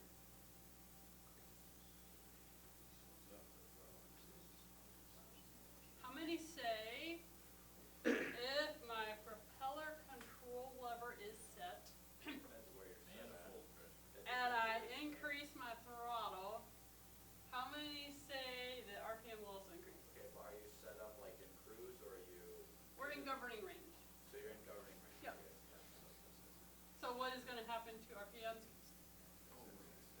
It will stay the same because my governor is doing what to make the RPM stay the same? Changing blade angle and doing in which way? Increasing blade angle. Because naturally, if I'm giving more power, my engine's going to be turning faster, but the props or the governor says and goes cranking that angle, bring that back to our set RPM. Oh, so there we go. RPM unchanged because blade angle increases. What happens to manifold pressure as I increase? Increases. And what happens to horsepower? Increase. I'm going to put more mixture, air, fuel mixture in there. So now my horsepower will increase. Little diagram. Now we're over here, moving our throttle. Prop lever is staying set. And the governor says, whoa, stay there, hold our RPM. Yeah. When you say for prop set, you can say RPM set. Yes. Yep. And the same thing for throttle, you can say horsepower set. Manifold pressure. Or horsepower, but manifold pressure is more commonly used to talk about throttle. Because that's the gauge that the pilot is looking at. Yeah. Do you have a question or? Okay.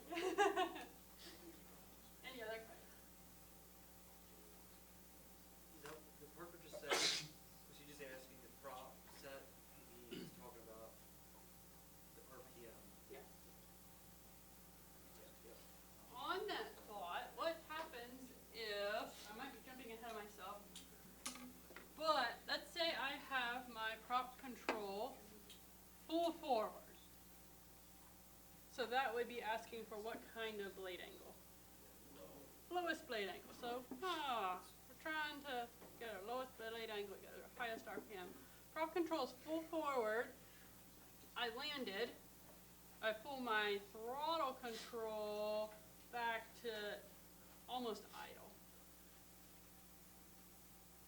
What is happening with blade angle?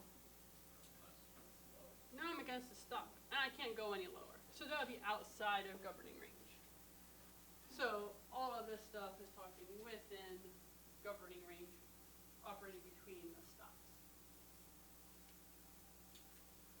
Now, yeah. That's because it's stopped because you wouldn't want your manifold pressure to go too high. Because you have slower, It's and you have a greater blade angle. at the top end, because you wouldn't want it to go to too high of a blade angle. At the bottom end, you just don't want it to go through.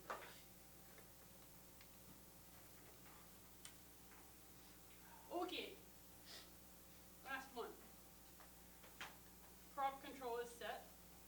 Throttle, I'm in governing range, but I'm pulling my throttle back a little bit. What is going to happen to RPM? She says you're in government. Stay the same. I mean, governing range is going to keep it the same by doing what to my blade angle? Decrease it. Very good. So, RPM is unchanged because my governor says, ooh, we got to decrease that blade angle. And what is going to happen to manifold pressure? It'll decrease because I pull my power back. And what's going to happen to horsepower? Decrease. Because again, I'm removing, lessening that fuel air mixture. And here we go. Prop control set. Throttle. Pulling it back. So it's going to say, oh, okay. Reduce our blade angle. So here is what you need to know for operation. So all ground operations should be in low pitch, high RPM setting. So propeller control push full forward unless you're testing the prop, which we'll talk about later. Takeoff is normally set to lowest pitch, highest RPM, prop control full forward for greatest thrust, so you can have highest RPM to get the fullest power out of your engine. The greatest blade angle is normally at cruise. When you're up, now you've got a lot of airspeed, forward speed, and now you can roll that prop control back to get nice big bites of air. You're already going fast, take advantage of that. Now your angle of attack is moving like this because you have a lot of air coming from the front. It's not going to load down your engine at that point. So cruise is your greatest blade angle. Any questions on any of that? Low pitch was what, right, 4 degrees? 2 to 40. Well, that's best angle of attack. So what are we looking at typically if you're full forward? Right. Somewhere between 2 to 4? It'll depend on the aircraft engine.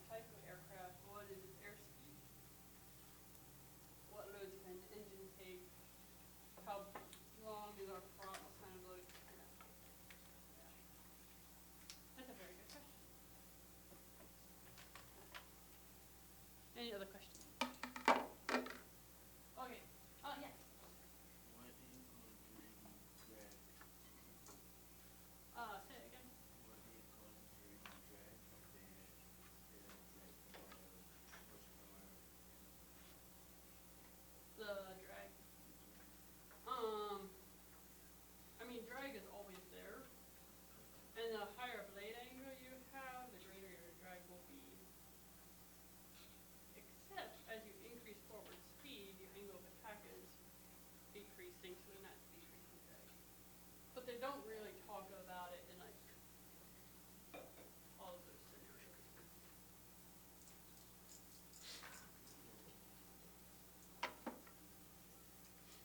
Okay, I have a video to kind of bring all of this together, so if you need to stand up to stay conscious, feel free to do so. And hopefully this brings it all. It's pretty simple animations, and it is showing a non-counterweight example, but I really like how he animates it. I think it's helpful. It's been helpful in the past for students. Pilot Institute is educating the next generation of pilots.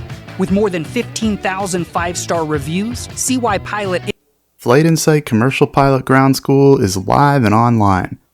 It is, so I literally played this before. Check it. Hold on. And it did not have ads. Now it's showing me ads. I'm gonna throw it into our YouTube. So we don't get all that shit.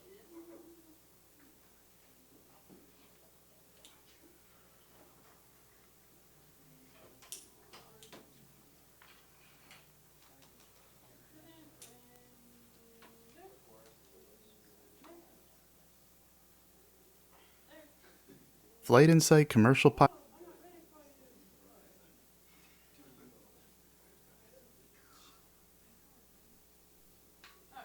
Ground School is live and online. Check it out now at the link in the description or on the screen, or flight-insight.com/commercial. What angle does your propeller blade make with the air as it chops through it? Let's say we're flying a Piper Arrow as an example. Just like a wing produces lift to counteract weight, the propeller produces thrust to overcome drag. And just like the wing, the propeller's angle of attack helps determine how much thrust is produced. A prop with a low angle of attack, where the blade is more or less perpendicular to the direction of flight, won't produce much thrust.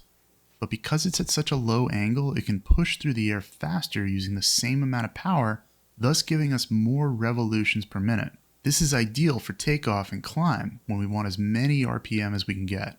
A prop with a higher angle of attack will take a bigger bite of air with each rotation, but the added drag will reduce RPM for a given power setting. This is fine for cruise, where the extra RPM doesn't get us extra speed and so it's more efficient. Think of the different prop angles like gears on a bicycle or a car. When you're starting from a stop or going up a big hill, you want a low gear. You'll pedal faster and have a higher RPM with less speed, while on a flat surface, as you speed up, you'll want a higher gear, more power with fewer RPM. A fixed pitch propeller like on a Cessna 172 is basically a compromise between a climb and cruise angle. But on some aircraft, like our Piper Arrow, the propeller blade angle can move during flight based on different circumstances. Because the blade angle can be varied automatically in flight by a governor, the RPM can remain at the same level, and so we call this a constant speed propeller. How does this governor work? The propeller spins thanks to power produced by the engine, which rotates a crankshaft attached to it, pictured here in blue. On a constant speed propeller, an assembly called a governor is attached to the crankshaft through a series of gears. Attached to the governor are flyweights, these red rods here. As the propeller, and therefore the crankshaft, are rotating, the flyweights will also spin around the governor assembly. This is of course a stylized view of the governor. In an actual governor, the flyweights are housed within the prop spinner assembly, and the flyweights look more like bars which swing inwards and outwards. So the flyweights respond to changes in the propeller RPM. At lower RPM, the weights fall inwards towards the governor. So at say 2100 RPM, the weights may look like this. As the propeller speeds up, the flyweights spin faster, causing the weights on the end to swing outwards. So at 2500 RPM, they may look like this. Changes in RPM affect the angle the flyweights rotate at. So if we want a constant propeller speed, we also want a constant angle on those flyweights. We can set a desired flyweight angle and thus a desired propeller RPM by keeping tension on the flyweight through a spring mechanism. This is connected to a control in the cockpit, the propeller control, typically a blue handle to the right of the throttle. So if we move that handle all the way forward, in other words away from our position in the cockpit, the propeller control moves a threaded shaft attached to the spring, putting more tension on it, and changing the angle of the flyweights. This sets our desired RPM. Let's say it's 2300. Now here's what happens if the propeller RPM starts to change. Let's say we pitch down and it wants to go faster due to the blade taking a smaller bite of air. The flyweights will start to swing outwards with the faster RPM, pulling up on the bottom of the spring. What we haven't seen yet is that the bottom of the spring is attached to a pilot valve, which is part of the larger oil system of the engine. The system is fed high-pressure oil from the pump in the engine, and used oil is returned to the oil filter and sump. Part of this pressurized oil can be directed to the propeller assembly. The oil can apply pressure to a spring, which when moved changes the blade angle. So what happens is when those flyweights swing outward, it opens up this pilot valve, allowing oil to press in more on that spring at the propeller. This pushes the blade out so that it makes a bigger angle with the air it's moving through. This slows the propeller down, bringing us back to our original RPM as the flyweights return to their original position, closing the pilot valve once again. Now, in the aircraft, this whole process happens instantaneously so that the flyweights remain at their equilibrium and the RPM doesn't go up or down, hence the term constant speed propeller. So if we pitch back up, the governor will maintain RPM by decreasing propeller blade angle. Of course, pitching up and down isn't the only way that propeller blades can be made to change their speed. In our Cessna 172 fixed pitch propeller, when we push the throttle in, we're increasing power. The increased power makes the crankshaft and so the propeller spin faster. We see an increase in RPM with an increase in throttle. In our constant speed propeller Bonanza though, if we move the throttle forward, we don't see the same increase in RPM. Notice though that there is a gauge for power changes, which is the manifold pressure gauge. This measures the pressure of the fuel-air mixture being fed into the cylinders. More pressure equals more power. So in the constant speed unit, we have two controls for power and thrust. The blue prop control we talked about, and the throttle handle, typically to the left of the prop control and usually in black. And so we also have the additional manifold pressure gauge along with the RPM on the tachometer. Currently our power settings are 2300 RPM and 24 inches of manifold pressure. This is the same inches of mercury unit of measurement we use to set our altimeter. It's just a measure of pressure. Let's say we bring the throttle back to reduce power. The manifold pressure will come back to 21 inches. With less power, the propeller won't be able to spin as fast unless the blade angle reduces. Here's how that'll work. As the propeller begins to slow down and the flyweights close inwards, the pilot valve opens once again, this time causing oil to flow from the propeller assembly back to the engine and oil filter and sump. So relieving oil pressure from the propeller causes it to fall back to a low pitch angle, allowing its speed to increase again. The speed increases, swings the flyweights back out, causing the pilot valve to close again, and we're back at equilibrium. And again, this whole process happens instantaneously, so that the only effect of the throttle reduction is a decrease in manifold pressure and a decrease in the propeller blade angle. By now you can figure out that we can adjust our desired RPM with the blue propeller control. By moving it forward, we're selecting a higher RPM. Instantaneously, the extra pressure on the prop governor opens the pilot valve, pushing oil out of the propeller assembly, easing the pressure on it and allowing the blade angle to reduce, and RPM to increase. Right now we're at 2500 RPM and 21 inches of pressure. This is a relatively low power setting with a very low propeller blade angle. To achieve this, there really isn't much oil pressure needed to push on that spring in the propeller assembly, so there's not much stress on the system. This is considered safe when the prop is on top, so to speak. The prop setting is high compared to the throttle setting. When we get into how to fly a constant speed prop, we'll talk about specifically what to look for, but as a general rule, we want to avoid the opposite setup, where we have a high power setting requiring more oil pressure and blade angle to maintain RPM, and then a low RPM setting, which requires an even bigger bite of air for the propeller to slow down. Now, there's a lot of tension on that spring, and more importantly, the propeller is doing a whole lot of work to move through the air at such a high angle, with a great deal of engine power driving it, so that the prop can become overstressed. For this reason, aircraft will often be placarded with a warning not to run below a certain RPM when at cruise power settings. Now, the whole system is dependent on oil pressure to function. The oil system runs on the engine-driven pump. If there's a loss of oil pressure, this will affect the propeller system, but it's also of grave concern to the engine operation. With a loss of oil pressure or a complete loss of engine power, the lack of pressure on the propeller relieves the tension on the spring and brings the blade angle to full forward, meaning its lowest angle. This isn't always the case. Many aircraft have the oil flow we've illustrated completely reversed, where oil pressure pushes the blade inwards, and so with a loss of pressure it goes instead to a very high blade angle, what's known as feathering the prop. This is useful in a multi-engine plane where we'd want to reduce the drag on flight of a lost engine on one side, but in our single engine training, we'll focus on the prop failing to a full forward condition. In another video, we'll dive into how to fly a constant speed propeller in different phases of flight, using suggested settings and proper procedures for maximum efficiency. For now, here's a look at one of the benefits of the constant speed prop. Here in our fixed pitch Cessna, pitching up and down has an effect on our RPM, even without our changing the throttle setting. In our constant speed Piper Arrow though, these pitch settings have no effect on RPM, as the prop governor works to change the blade angle to maintain a constant speed. Great for engine longevity and ease of flight. This video is part of Flight Insight's newest course, Commercial Ground School. Take your flying to the next level and get Thank you. Any questions?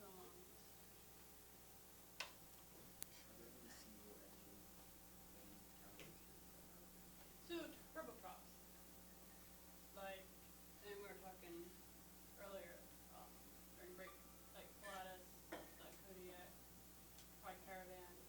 So often the turboprop will have featherable no, but it's too expensive to make a steam and not a great advantage. You don't get that much better glide ratio. Okay, instead of going through the questions, I'm going to save them for tomorrow. I am going to open up one more lab and talk to you, and then give you a break time. Oh no, it'll take me out.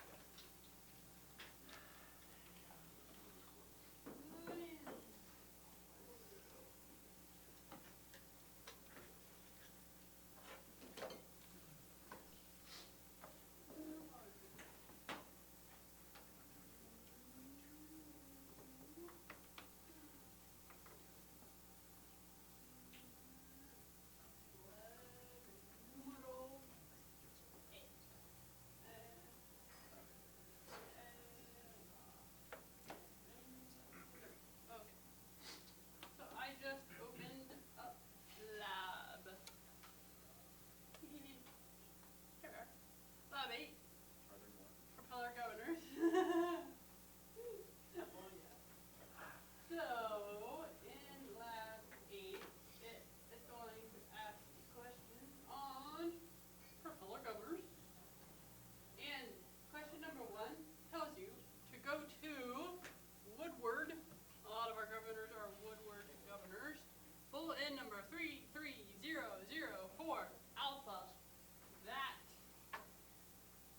manual is in it's in Moodle. I'll go back to it in 1 second. But it's asking you to identify all these parts. Don't panic, so I'm going to show you the manual in a minute. And then question 6 says you are going to disassemble and assign propeller governor. Once it's disassembled, you're going to explain its operation, explain the parts, the oil flow, all that to an instructor, that'd be me, get a sign off. And then you're going to reassemble it and get a final sign off. So that I can grade it, make sure you put your inspection date and time in here so I can give a grade to that question. But it is 2 sign-offs. So 1, when your governor is all apart, you're explaining all the components. You're going to explain on speed, over speed, under speed, where the oil is flowing. Plus, let me show you the manual. So if you go under resources, right here, it's prop governor 33004 alpha. And if you go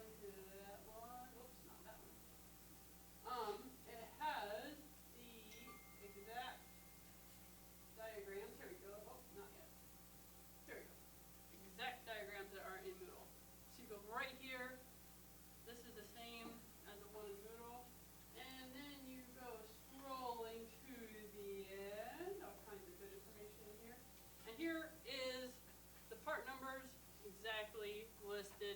So you just say, oh, that's one. Ah, that's a Philister head screw. 2. Ah, that's a lock washer. So all the information is literally spelled out right there for you. Just getting you familiar with identifying the parts. So when you have the governor disassembled, for me, you know what the things are. The governors that we have out there, not all of them are going to, when you actually disassemble them, not all of them are going to match this manual. So there was another one, 33194, you might be able to use. There are some old ones in the library you can use, and then I will try to get those out for you. Because this will be your possibly only opportunity to actually play with the governor and take it apart. Because normally we are not allowed to do that. We can only check it for security of mounting, make sure it's not leaking, check control, rig the controls onto the governor, and maybe adjust the higher low pitch stops. But nothing in here. So that is lab 8. And I just wanted to mention for your other labs, lab 6, the one of late pitch angles, for it, make sure you're going to the Google Drive for that blade overhaul manual. It tells you which revision to look at. And then there's a Sensenich manual when you get to the prop on the engine. That is also in the drive. And lab 7, the balancing one, that is a manual extract in the drive. But other than those, if it's taking you to a manual, make sure you're going to the website of the manufacturer. So you're going to Hartzell website, going into their resources, getting the most current manual or the quality. Don't just Google a manual and grab what Google brings up. They'll probably throw you into a late version and it's going to be the wrong answers.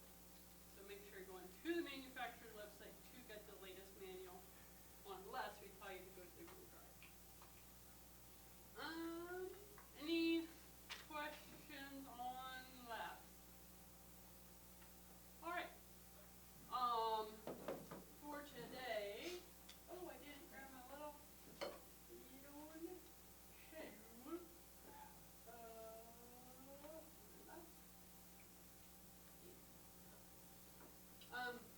I didn't update this, but so groups 1 and 2 got completed yesterday. So Micah and Anthony, you should have time to do a prop balance, and maybe Dan and Zach. Just be ready for it. If Micah and Anthony finish, they'll grab you, and that's great if you get done today.